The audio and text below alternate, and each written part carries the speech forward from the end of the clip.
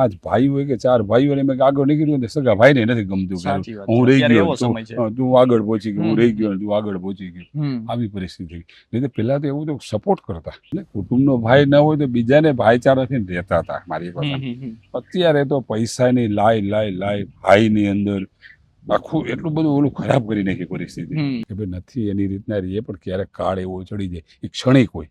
કેટલી વાર ક્ષણિક કે પેલા રાજકોટ મકાન લઈ લીધું, એને ગાડી લઈ લીધી છે, પણ એ નથી ખબર કે બાપ દાદાએ જયારે એને આ જમીન એને હાચવી રાખી છે કે આજે કપડાના છે ને કલર નથી જોયા, એને 8 દિવસે નાવાનો વારો નથી આવ્યો, તો એ કોના માટે કર્યું છે કે એના સંતાન માટે થઈને. પાર્ટ ટાઈમ ભણતો હતો અને પાર્ટ ટાઈમ નોકરી કરવા જતો હતો, અને ત્યાં રહેવાનું ને એવું નાની ઓયડી ભાડે રાખી દે એની અંદર રહેવાનું, હાથે રાંધીને ખાવાનું. હાથે જ રાંધીને ખાવાનું. બેટા અમે આ ગોઠવી છીએ તને અનુકૂળ છે? ના તો પછી બાપો બેસી જાય છાના મોનો, અને બાપ પછી નથી આગળ ચાલતો. દીકરી પોતે જ ના પડે. 1979 થી હું હીરામાં જોઈન્ટ છે, 1979 ની અંદર. પછી ત્યાં 2-2.5 વર્ષ સુરતમાં 2 ઝઘડા થયા હોય તો બેને કોઈ સમજાવીને શાંત કરવા વાળા લાવ તને તારી શું છે પ્રશ્ન, એનો પ્રશ્ન સાંભળીને સામેની વ્યક્તિનો પ્રશ્ન સાંભળી લઉં, ચાલ. એટલે એવું કોઈ વ્યક્તિ પણ નથી. બેનું તમારું લાવું સોલ્યુશન લઈ આવી દઉં, પણ એવું નથી કોઈ. રાખ્યા હોય જેણે હેતથી, અદકેરા દીધા હોય માન, ગુણ લાયના નવ ભૂલીએ, ભલે દેવા પડે પંડના પ્રાણ. આમ જોઈએ તો અત્યારે આપણે એવા સમયમાં જીવી રહ્યા છીએ જ્યાં ચારે બાજુ સોશિયલ મીડિયાની બોલબાલા છે, ફેસબુકની ફેશન, વોટ્સએપના વ્યસન, ટ્વિટરના ટેન્શન અને ઇન્સ્ટાગ્રામના દંભી રિલેશનમાં આપણે સતત ગૂંચવાયેલા રહીએ છીએ. ખોટા ખર્ચા, લોનના હપ્તા, ગળાકાપ સ્પર્ધામાં કઈ બાજુ જઈ રહ્યા છીએ ખબર નથી. ત્યારે ગામડામાં આવો તો આજે ગામડામાં નિતાંત શાંતિ છે. એ ભીની માટી છે અને ભીની માટીમાં ભળેલી સંસ્કૃતિ છે. ત્યારે રાજકોટની ભાગોળે આવેલા ગામમાં છીએ. એક વડીલ કાકા અમને દેખાણા જે અત્યારે વાડીમાં છે. એ શાંતિના માહોલમાં તે પણ ક્યાંક ને ક્યાંક શાંતિનો અનુભવ કરતા હોય તેવું લાગ્યું. તો આવો એમના જીવન વિશે વાત કરીએ, એમના વિશે વાત કરીએ, સંસ્કૃતિની ને પહેલાના સમયની વાત કરીએ. વાત ગુજરાતી પર. શું નામ છે કાકા? વિપિન. શું કહેશો કાકા, આમ અત્યારનો સમય તમે જુઓ છો, પહેલાનો સમય જોયો છે, કેટલો ફેર છે? જમીન આસમાન આપણી ભાષામાં એમ કહેતો કહેવાય કે પેલા જે હતું એટલી બધી વ્યવસ્થિત શાંતિ હતી, કોઈ જાતની એને દોડાદોડી કરવાની જરૂર નહોતી. અને અત્યારે તો એટલી બધી લાઈ લાગી છે, ચાલ પેલાથી હું આગળ પહોંચી જાય, પેલાથી હજી આગળ જાય. પણ એ હાઈવે ની અંદર એટલો બધો માણસ પોતાના જીવનની અંદર કે શરીરથી એટલો બધો પાછો પડતો જાય છે. પેલાનું જે આયુષ્ય હતું કે ભાઈ 90-100 લઈ કાંઈ નહીં, સામાન્ય કહેવાય. નજરે જોડે 90 વર્ષના બાપા કામ કરતા હોય, ખેતીની અંદર કામ કરેલા જોયા છે, ખેતીની અંદર કામ કરે. હજી 50-60 આપણે જોઈ છે કે કાંઈ હવે યુવાનો થાકી જાય અત્યારે કોઈ એવું શારીરિક શ્રમ નથી તોય પણ માનસિક મોબાઈલ, કોમ્પ્યુટર, કોઈ પણ ટેન્શન દઈને હવે શું જીવનની અંદર જે જરૂરી છે કે સવાર સાંજ બપોર તમે જે જમવાનું મળે છે, પણ એનાથી વિશેષ તમારે જોઈએ છે શું? સવાર બપોર સાંજ. સાચી વાત છે. અને એ સાત્વિક ખોરાક તો છે એ નહીં, એટલો બધો કેમિકલ વાળો ને બધું અત્યારે જમવાનું છે કે તમે પાછી તમારી લાઈફની અંદર એ તકલીફ એ જ છે. ભણેલા છો? ચોખ્ખો ખોરાક 10 સુધી ભણેલો છે, પણ પેલાનું 10 સારું હતું. સાચી વાત છે. તો છતાં પણ જે કેટલા ઇંગ્લિશ શબ્દ બોલી શકે છે, ખૂબ સારું બોલી શકે છે. કે પેલા કેવું ભણતર હતું? ભણતર પેલા તો એને જો અમે નથી ટ્યુશન લઈ ગયા, પરીક્ષામાં બેઠા હોય, બાજુમાં કોઈ ચોરી કરતું, સર વાંચ્યું નથી તું ચોરી કરસ, અમે અમારી મેળે જાત અને તું કેમ તૈયારી કરી નથી, માગસ આ પ્રશ્ન માગસ મારી પાસે, ચીઠી ચબરખી કાઢીને લખવા છે. આખો ક્લાસ હોય, માનો કે 25-30 બેઠા હોય, એટલે 2-3 એવા નીકળે કે ચબરખીથી લખતો હોય.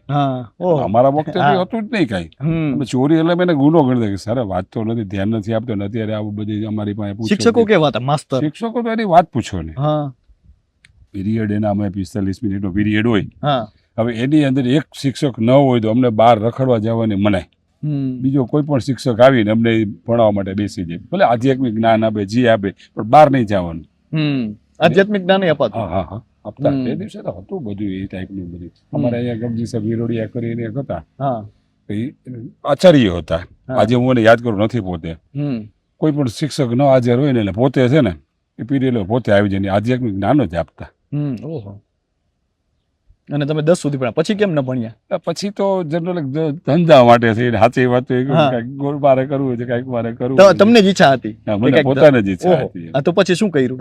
પછી તો જો પેલા હું રાજકોટ પાર્ટ ટાઈમ ભણતો હતો હા. અને પાર્ટ ટાઈમ નોકરી કરવા જતો હતો. હા. એટલે ત્યાં રહેવાનું ને એવું નાની એવું ઓયડી ભાડે રાખી દે ને એની ઓહો. અંદર રહેવાનું, હા. હાથે રાંધીને ખાવાનું, આ એક ઓહો, હાથે જ રાંધીને ખાવાનું. ઓહો. હા. ભાખરી બનાવવાની. એટલે એમાં પછી જે સમય પાછું સર્વિસમાં જવાનું હોય, નોકરી કરવા જવું, તે 125 રૂપિયા પગાર, 125 રૂપિયા મહિનાનો. ઓહો, કેટલા? 125 હા, રૂપિયા. હવે એમાં જો 5-10 મિનિટ લેટ થાય તો ઓલા શેઠ એમ કેમ મોડું થયું? જો હું ઘરે પહોંચ્યો, પછી ભાખરી બનાવું, શાક બનાવું, જમીને આવું, તો મને કીધું શેનું શાક બનાવે? એટલે મેં કીધું મને ટમેટા પ્રિય, એટલે જલ્દી બની જાય ને બે દિન બહુ જાય તો કેળા બનાવું, તો બીજા શાકને ચડતા વાર લાગે તો તૈયાર થઈ જાય. એટલે એ બનાવી બનાવી નાખવાનું. નાખવાનું. તો પછી કઈ રીતે તમે? પછી તો અમારા એક રિલેટિવ હતા ને, એ સગામાં એને સુરત બહુ હીરાનું સારામાં સારું કામકાજ હતું અને સગામાં જતા, એટલે એને એમ કીધું કે ભાઈ આ એક છોકરાને મને મારી સાથે મોકલો, મને હીરામાં આવી ગયા ને હું એને કંઈક કરાવું. એટલે એ સમયથી 1979થી હું હીરામાં જોઈન્ટ છે, 1979 ની અંદર. પછી ત્યાં 2-2.5 વર્ષ સુરતમાં? હા, સુરતમાં. અને પછી મારા ફાધર એક જ હતા, અમે તો 4-5 ભાઈઓ છે, 5 ભાઈઓ છે. તો મને કે તું એટલે બધે દૂર છો ને, અમને ક્યારે કંઈક તકલીફ પડી જાય તો તને ક્યારે તું અહીં પહોંચી કે તું અહીંયા આવતો રહે, તારે ત્યાં નથી રોકાવું. એટલે બધા બોલાવી લીધો. તો તમે અહીંયા આવ્યા ત્યારે આમ લાગતું હતું, કારણ કે અત્યારે બધાને સુરત જવું હોય છે ને તમે સુરત ત્યારે સુરતનું તો હતું જ કે સુરત આવવા માટેની તો એની બધાને એટલું બધું કે આ સુરત છે, આ સુરત છે એમ. અને એમાં હીરાનો તે દિવસે તો જમાનો હતો એમ. સાચી વાત. અત્યારે હજુ પણ લોકોને સુરત જવું હોય છે. અત્યારે ગામડા ખાલી થઈ રહ્યા છે, કોઈ વડીલો સિવાય કોઈ નથી. દીકરા દીકરીની સગાઈ કરી રાજકોટનું પેલા હતું, પણ હવે નથી, સુરત છે. અને ત્યાંથી તમે પાછા આવ્યા. પછી મારા ફાધરના લીધે મારા ફાધરે મને કીધું કે ભાઈ અમને કઈ તકલીફ પડે તો સુરત એટલે બધો ક્યારે પહોંચે ને કઈ તું અહીંયા આવ દે. પછી મારા એક ભાઈના દીકરા ભાઈ થાય, એને પેલો વાસણનો અનુભવ હતો. તો એ મારા મોટા ભાઈ કે મામા એ કે આપણે કે કામ કરી કે મારો ભાઈ છગન ને કે આ બિપિનભાઈ બે ને કે પાર્ટનરમાં દુકાન કરી દઈએ. એટલે 1982 આસપાસ લગભગ 81 કે 82 અમે ગુંડલમાં દુકાન કરી. એ સમયે 81-82. પછી એમાં વાસણ, આજે મારો બિઝનેસ, મારા છોકરાઓ બધા વાસણમાં જ બેસે છે. તમારો જૂનો અનુભવ છે એટલે એને છોકરાને એને લાઈન કે મને પપ્પા એ જ લાઈન રાખવી છે.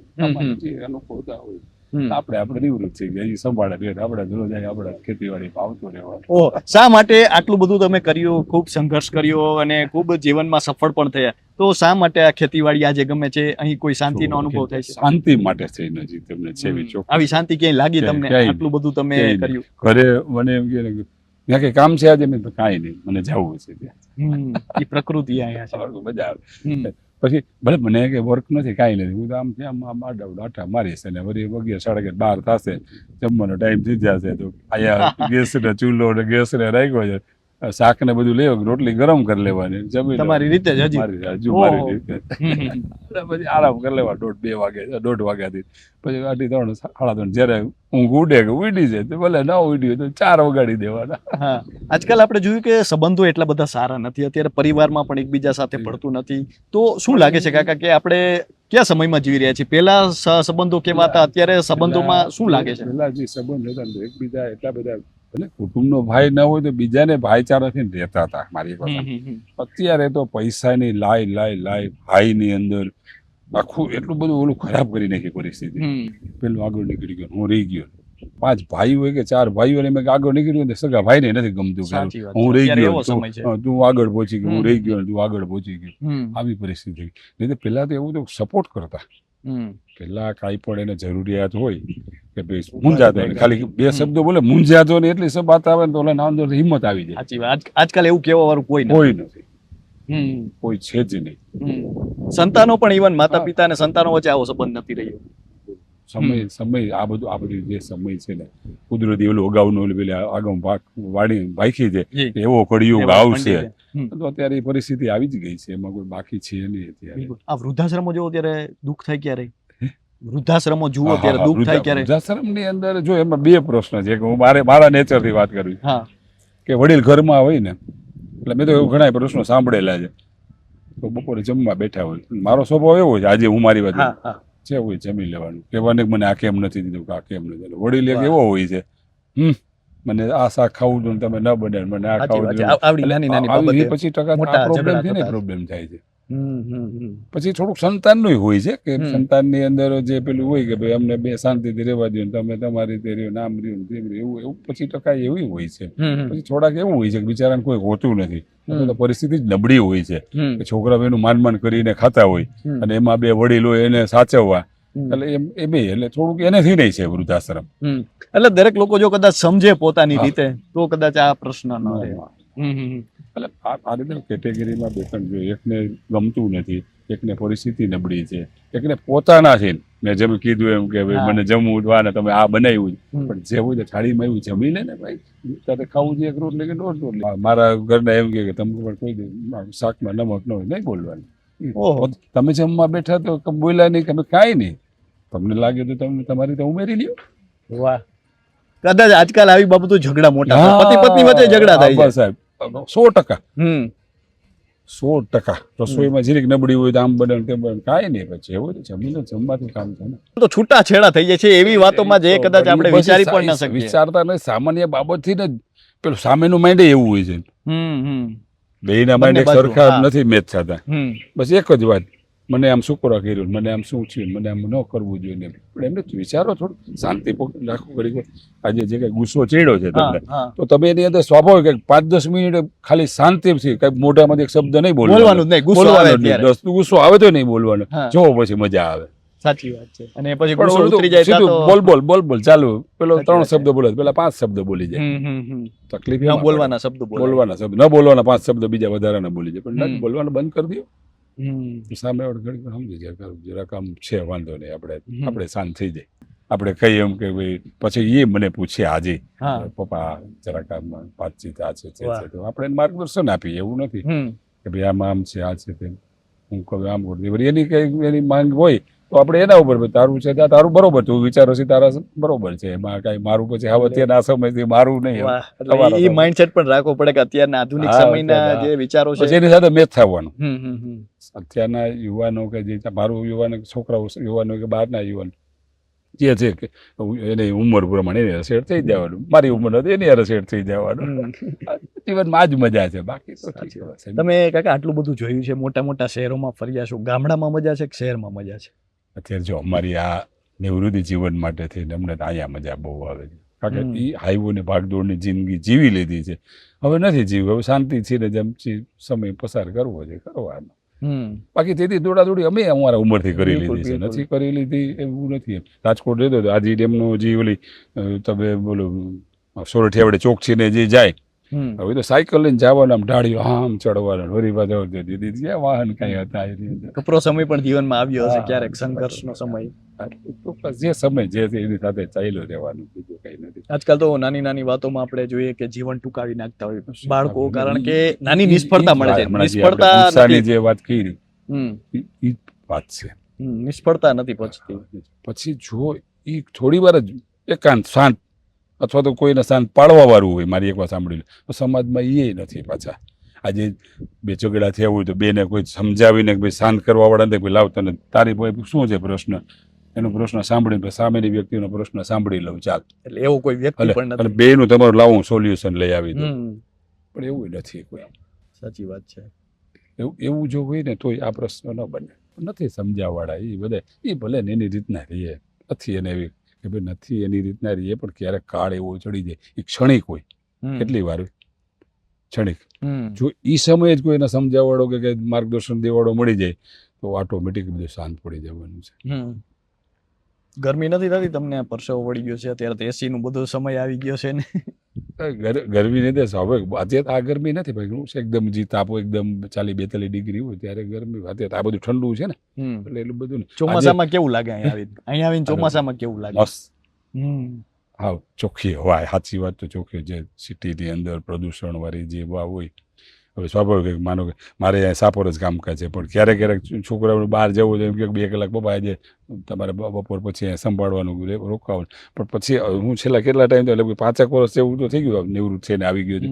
પણ હવે જ્યાં એ પ્રદૂષણ હવા છે ને મને ન ગમે એમ. આજકાલ બધા જમીનો ખૂબ વેચી રહ્યા છે, યોગ્ય છે જમીન વેચવી? જમીનમાં એમાં એ જે આવું આગળ જવાની લાઈનની અંદર જમીનો વેચી રહ્યા છે એનું કારણ છે કે પેલા રાજકોટ મકાન લઈ લીધું, એને ગાડી લઈ લીધી છે, પણ એ નથી ખબર કે બાપ દાદાએ જ્યારે એને આ જમીન એને હાચવી રાખી છે કે આજે કપડાના છે ને કલર નથી જોયા, એને 8 દિવસે નાહવાનો વારો નથી આવ્યો, તો એ કોના માટે કર્યું છે કે એના સંતાન માટે થઈને. બિલકુલ બરાબર. હવે એના સંતાન પછી એના સંતાન છે, આપણે એમ નથી પણ એના સંતાન માટે તમે થોડુંક તમારી રીતે સાચવીને રાખો તો એના સંતાનને કામ આવવાનું છે ને, જેમ તમારા વડીલોએ રાખ્યું છે તમારા માટે. સાચી વાત છે. ભલે તમારી જરૂરિયાત છે, હું એમ કહું થોડુંક સંઘર્ષ કરો, તમે મહેનત કરો, પુરુષાર્થ કરો, થોડુંક ભાઈ ઉપર છોડો તો સ્વાભાવિક થોડુંક મેળે આવી જાય, ન આવી જાય. પણ છતાં એક જ વાત, એ કાંઈ નહીં, બાજુવાળા રાજકોટ ગયો છે ને એને ગાડી લીધી ને એના બાયું છોકરાને બધા જલસા કરે, આપણે એ કરવું છે. એક બીજો પ્રશ્ન કે દીકરા દીકરી વરાવતો માટે પ્રોબ્લેમ આવે છે સમાજની, દરેક સમાજમાં આજે થઈ ગયું, એક સમાજ માટેનો પ્રશ્ન નથી. બિલકુલ. પણ એમાં પાછું જે એની જે સમજણ શક્તિ કે જે એના સંસ્કાર છે એ કોઈને આજે જોવું નથી. એને દેખે જો રાજકોટની અંદર મારી દીકરી ગઈ છે, કેવા જલસા કરે છે, કે તું પાણીપુરી ખાઈ લેજે. એટલે સારી નિશાની છે કે ખરાબ નિશાની? સારા વિચાર નથી જ ને. ટૂંકમાં સાચી વાત એ છે, ખોરાકની જે હું વાત કરું છું ને એનાથી જુદું પડ્યું છે આ બધું. મન જેવા અન એવા મન, આપણે જે પેલાવેલી જે વાત કરી. દીકરીઓને લોકો આજકાલ એવું જોવે છે કે દીકરીઓને કોઈ કામ ન હોવું જોઈએ અથવા એવું બધું, તો એ સારું કહેવાય કે ન કહેવાય? ન કહેવાય. પણ એ દીકરી પાછી હવે અત્યારે પાછો સમય એવો આવ્યો, દીકરી થોડીક એજ્યુકેટેડ થઈ ગઈ છે ને, એટલે એને પૂછે બેટા અમે આ ગોઠવી છે તને અનુકૂળ છે? દીકરી કે ના. તો પછી બાપો બેસી જાય છાના મોનો, અને બાપ પછી નથી આગળ ચાલતું, દીકરી પોતે જ ના પડે. પણ દીકરીને અત્યારે જે માનો કે આપણા જે પુસ્તકો છે એને એનું કોઈ જ્ઞાન નથી, જે છે કોમ્પ્યુટરના ગોખડિયા જ્ઞાન ને એવા બધા થઈ ગયા છે. પુસ્તકોના શું જ્ઞાન છે, શું અત્યારે અગાઉના સંસ્કાર હતા, આપણા અગાઉનો જે વારસો શું હતો એ કોઈને કઈ છે ખબર નથી. એટલે આ રીતે સમય અત્યારે આખો બદલી ચૂક્યો છે. અમે તો આ છે હવે કેટલા ટાઈમ છે નક્કી, કેટલું હજી જોઈને જવાનું છે નક્કી નથી. પણ એક આ શાંતિ છે કે પ્રકૃતિનો ખોળો છે અને આટલી નિતાંત શાંતિ છે. તો કદાચ આ વાત કરી છે, દરેક જિંદગીમાં સાથે સંઘર્ષ જોડાયેલો હોય છે, કોઈનો છપાઈ જતો હોય છે તો કોઈનો છુપાઈ જતો હોય છે, ને આપણો પ્રયાસ એવો છે કે એવા અનેક લોકો સાથે વાત કરીએ જેમણે જીવનના સમયને જોયો છે, એ સમયમાં રહેલા સંઘર્ષને અનુભવ્યો છે અને આજે તેઓ ઉંમરના ઉંબરે ઊભા છે. તો આ સંસ્કૃતિ અને આ કહી શકાય જે હોકારો છે તે કાયમ અડીખમ રહે, એ જ આપણો પ્રયાસ છે. તો અત્યારે બસ આટલું જ. ફરી મળતા રહીશું વાત ગુજરાતી પર.